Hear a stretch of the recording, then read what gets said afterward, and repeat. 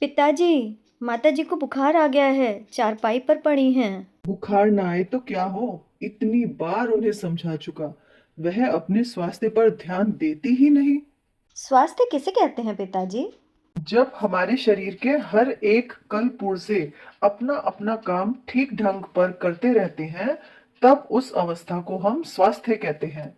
जब वे अपना काम ठीक ढंग पर नहीं करते या उनमें कोई खराबी पैदा हो जाती है, तब उसे हम रोग या बीमारी के नाम से पुकारते हैं। पिताजी, बीमारी कैसे पैदा होती है? बीमारियां बहुत तरह की होती हैं और उनके पैदा होने के कारण भी बहुतेरे हैं। किंतु मोटे तौर से हम कह सकते हैं कि कुछ बीमारियां तो ऐसी हैं जो खान पान या रहन सहन की खराबियों से पैदा हो जाती हैं, जैसे अपच, मंदाग्नि, बात, गठिया, सिर का दर्द, पेट का दर्द, कब्जियत इत्यादि। और कुछ ऐसी हैं जो छूत ही हैं, अर्थात छूत से पैदा होती हैं, जैसे प्लेग, हैजा, चेचक, सर्दी जुकाम, इन्फ्लुएंजा, क्षय इत्यादि। ये छूत की बीमारियां किस तरह पैदा होती हैं? छूत से पैदा होने वाली बीमारियां वास्तव में छोटे छोटे कीड़ों से उपजती हैं। ये कीड़े इतने छोटे होते हैं कि साधारण आंखों से दिखाई नहीं देते। इसी से इन्हें कीटाणु कहकर पुकारते हैं। इन्हें देखने के लिए एक ऐसे यंत्र की आवश्यकता होती है जो छोटी छोटी चीजों को बड़ा करके दिखा दे। यह यंत्र कौन सा है? उस यंत्र को अणुवीक्षण यंत्र कहते हैं। उसके द्वारा हम छोटी से छोटी वस्तुओं को भी बिल्कुल आसानी के साथ देख सकते हैं। ये यंत्र कई प्रकार के होते हैं, कोई कम शक्ति का और कोई ज्यादा शक्ति का। जो यंत्र जितनी ही ज्यादा शक्ति का होगा, उससे उतनी ही बारीक चीज देखी जा सकेगी। रोग के कीटाणुओं को देखने के लिए बहुत तेज शक्ति के यंत्रों की जरूरत हुआ करती है, क्योंकि ये कीटाणु बहुत ही सूक्ष्म होते हैं। अच्छा, तो ये कीटाणु होते कैसे हैं? ये कीटाणु अनेक प्रकार के होते हैं, किंतु अधिकतर ये तीन ही रूपों में दिखाई दिया करते हैं। पहला पहिए की तरह गोल आकार में, दूसरा डंडे की तरह लंबे, और तीसरा लहरिएदार या उंगीठनदार शक्ल में। इनकी बहुत सी जातियां हैं और उनके रूप रंग और स्वभाव के अनुसार अलग अलग नाम भी हैं। किंतु तुम्हें उस झगड़े में पड़ने की जरूरत नहीं। केवल इतना ही समझ लो कि जितने भी प्रकार के छुतहे रोग होते हैं, अर्थात सर्दी और जुकाम जैसे साधारण रोगों से लेकर क्षय, चेचक, हैजा और प्लेग जैसे भयंकर रोगों तक, सबकी उत्पत्ति के लिए अलग अलग जाति के कीटाणु हुआ करते हैं। लेकिन इन कीटाणुओं से कैसे रोग होता है? बात यह है कि इन कीटाणुओं में अपनी संख्या को बढ़ाने की बड़ी विचित्र शक्ति हुआ करती है। हर एक कीटाणु अपने शरीर को बढ़ाकर दो टुकड़े कर देता है, जिससे एक ही जगह दो कीटाणु बन जाते हैं। इस प्रकार क्षण भर में ही इनकी संख्या दुगनी हो जाती है। हमारे शरीर में यदि इनमें से एक भी कीटाणु किसी तरह प्रवेश कर पाए और उसकी बाढ़ के लिए परिस्थिति बिल्कुल अनुकूल हो, तो उससे इसी तरह एक से दो, दो से चार और चार से आठ होते हुए कुछ ही समय में करोड़ों कीटाणु पैदा हो जाएंगे और हमारे शरीर के अंदर उनकी एक भारी बस्ती तैयार हो जाएगी। तब उससे क्या होगा? बस फिर वे तमाम कीटाणु हमारे खून के साथ मिलकर सारे शरीर में चक्कर लगाने लगेंगे और खून में अपना जहर भरकर हमारे शरीर में पेचीले और सुकुमार पुर्जों में तरह तरह की खराबियां पैदा कर देंगे, जिससे हम बीमार पड़ जाएंगे। लेकिन पिताजी, ये रोग के कीटाणु हमारे शरीर में पहुंच कैसे जाते हैं? इनकी पहुंच हमारे शरीर में अनेक प्रकार से हो सकती है। कुछ तो हवा में उड़कर सांस के साथ आ जाते हैं, कुछ दूध, जल या भोजन के साथ मिलकर अंदर पहुंच जाते हैं, और कुछ रोगी मनुष्य के पहने हुए वस्त्रों से चिपककर एक के पास से दूसरे के पास जा पहुंचते हैं। कुछ कीटाणु ऐसे भी हैं जो किसी खास किस्म के जानवर के काटने से ही हमारे खून में पहुंच जाते हैं। तब इनसे बचने का उपाय क्या है?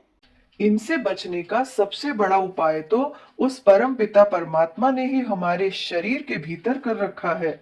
उसने हमारे अंदर करोड़ों सिपाहियों की एक ऐसी सेना पैदा कर दी है जो हर समय हमारे शरीर की रखवाली किया करती है और शरीर के एक सिरे से दूसरे सिरे तक दिन रात चक्कर लगा लगा कर पहरा दिया करती है।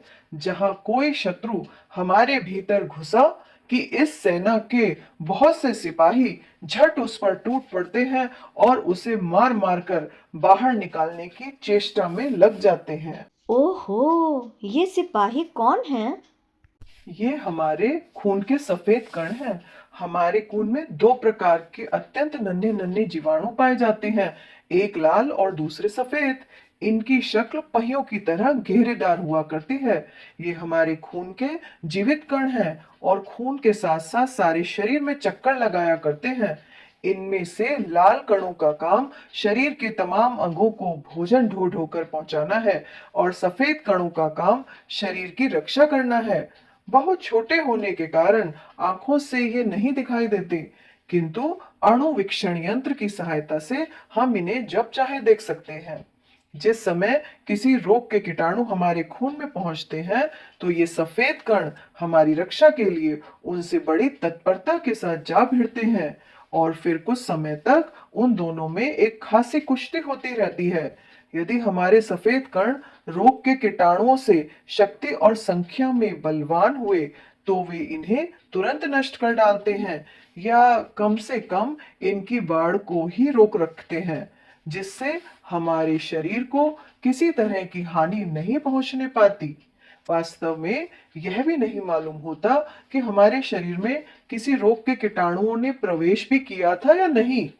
किंतु यदि हमारे सफेद कण इनसे कमजोर पड़े, तो फिर वे स्वयं नष्ट होने लगते हैं और रोग के कीटाणु तेजी के साथ बढ़कर सारे शरीर पर अपना अधिकार जमा लेते हैं, जिससे हम बीमार पड़ जाते हैं। ये बातें सुनने में बड़ी अद्भुत जान पड़ती हैं। हाँ, लेकिन है ये बिल्कुल सच। हम बहुधा देखते हैं कि कोई आदमी तो छुतहे रोगी के पास दिन रात सोता बैठता है और उसकी सेवा किया करता है, लेकिन फिर भी बीमार नहीं पड़ता। और कोई केवल 10-5 मिनट के लिए वहां रोगी का हालचाल देखने आता है और घर पहुंचते ही बीमार पड़ जाता है। इसका कारण क्या है? रोग के छुतहे कीटाणु तो दोनों ही के शरीर में प्रवेश करते हैं, किंतु पहला आदमी बीमार नहीं पड़ता क्योंकि उसके खून में सफेद कण रोग के कीटाणुओं से अधिक बलवान हैं और इसलिए उन्हें रोक रखते हैं। दूसरा आदमी बीमार पड़ जाता है क्योंकि उसके खून में सफेद कण उतने मजबूत नहीं हैं और उन कीटाणुओं को दबा नहीं सकते। तब इन सफेद कणों को बलवान बनाने का उपाय क्या है? इन्हें बलवान बनाने का सबसे सुंदर और सीधा उपाय यह है कि हम बराबर ऐसे नियमों का पालन करते रहें जिनसे हमारे शरीर का बल और उनकी शक्ति बराबर बढ़ती जाए। इसके लिए सबसे पहले हमें अपने खान पान और रहन सहन को ठीक रास्ते पर रखना होगा। खान पान हमें कैसा रखना चाहिए? खान पान का सवाल हमारे शरीर में और स्वास्थ्य के लिए बड़े महत्व का है।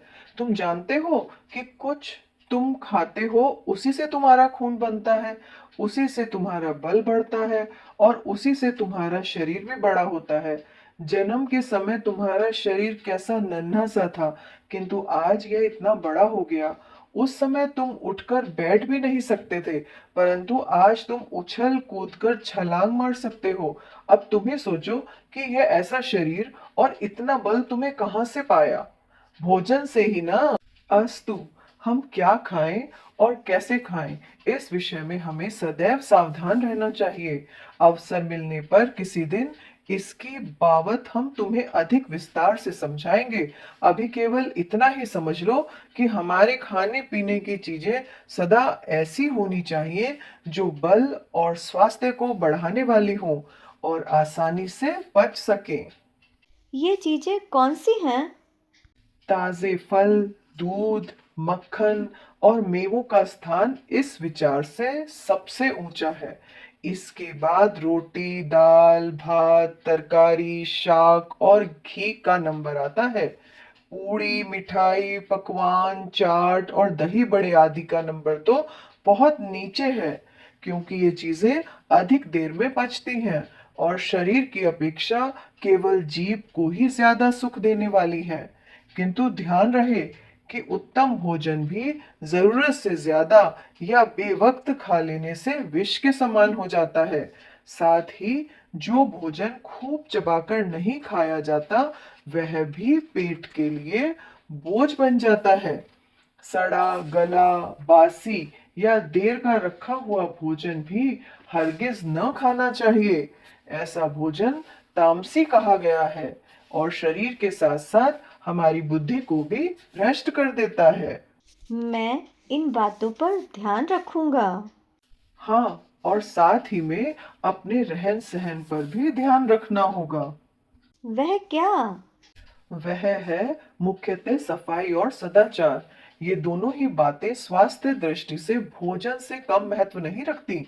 सफाई के अंदर भोजन की सफाई, पानी की सफाई, हवा की सफाई, शरीर की सफाई, वस्त्रों की सफाई, घर द्वार की सफाई, पास पड़ोस की भी सफाई शामिल है।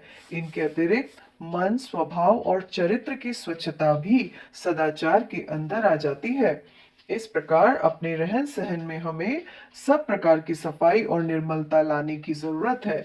याद रहे कि जितने भी प्रकार के रोग और रोग के कीटाणु हैं, सब गंदगी में ही पनपते हैं। सफाई और प्रकाश में उनकी बाढ़ और शक्ति क्षीण होती है। साथ ही सफाई और प्रकाश हमारे खून के कणों को बल देते हैं। इससे हम में रोगों को रोकने की शक्ति आती है। इस प्रकार सफाई हमारी दो तरह से सहायक है। एक ओर तो वह हमारी शक्ति को बढ़ाती है और दूसरी ओर वह हमारे शत्रुओं की शक्ति को क्षीण करती है। अतएव इसका साथ हमें जीवन पर्यंत छोड़ना उचित नहीं। परंतु पिताजी, मन और चरित्र की सफाई में स्वास्थ्य का क्या संबंध है? देखो, जिस प्रकार बाहरी सफाई से शरीर को शक्ति मिलती है, उसी प्रकार मन और चरित्र की स्वच्छता से मन को भी शक्ति प्राप्त होती है। मन है शरीर का राजा, उसी के कहने पर शरीर चलता है। अतएव यदि मन कमजोर हुआ तो फिर शरीर वह अपना काबू नहीं रख सकता और न उससे स्वास्थ्य के नियमों का ठीक ठाक पालन ही करा सकता है। तुमने सुना होगा कि यूरोप में कितने चिकित्सक रोगी को केवल यह विश्वास दिलाकर अच्छा कर देते हैं कि तुम अब अच्छे हो। जिस रोगी के मन में जितना यह विश्वास जम जाता है, उतना ही जल्दी वह अच्छा भी हो जाता है। कहने का मतलब यह है कि शरीर का मन के साथ बहुत ही घना संबंध है। अतएव शरीर के स्वास्थ्य के लिए मन की शक्ति, जिसे हम इच्छा शक्ति भी कहते हैं, बहुत आवश्यक है। और यह शक्ति उन लोगों को आसानी से प्राप्त हो जाती है जिनका मन निर्मल और जो चरित्रवान है। तो मन और चरित्र को निर्मल रखने के लिए उपाय क्या है? इसका सबसे सीधा उपाय यह है कि बुरे और गंदे विचार वाले लोगों की संगत से बचो। पवित्र और ऊंचे विचार वाले लोगों का सत्संग करो। बुद्धि और ज्ञान को बढ़ाने वाली पुस्तकें पढ़ो और अपने मन में हर एक बात पर स्वतंत्र रूप से सोचने की आदत डालो। जब कभी तुम्हारा मन भटक कर किसी बुरे रास्ते पर जाना चाहे, तो उसे पूरी शक्ति से रोको और उसके परिणामों पर विचार करो। साथ ही ईश्वर से प्रार्थना करो कि वह तुम्हारे मन को इतनी शक्ति दे कि तमाम बुरे विचारों से तुम अपने को दूर रख सको। मैं अवश्य ऐसा ही करूंगा। आज मैंने कितनी ही नई बातें सीखी। मैं इन सबको ध्यान में रखूंगा। यदि आज की बताई हुई तमाम बातों को तुम ध्यान में रखोगे और उनके अनुसार चलने की चेष्टा करोगे, तो ईश्वर अवश्य तुम्हारा कल्याण करेगा और शारीरिक स्वास्थ्य के साथ साथ मन का स्वास्थ्य और शक्ति भी तुम लाभ करोगे।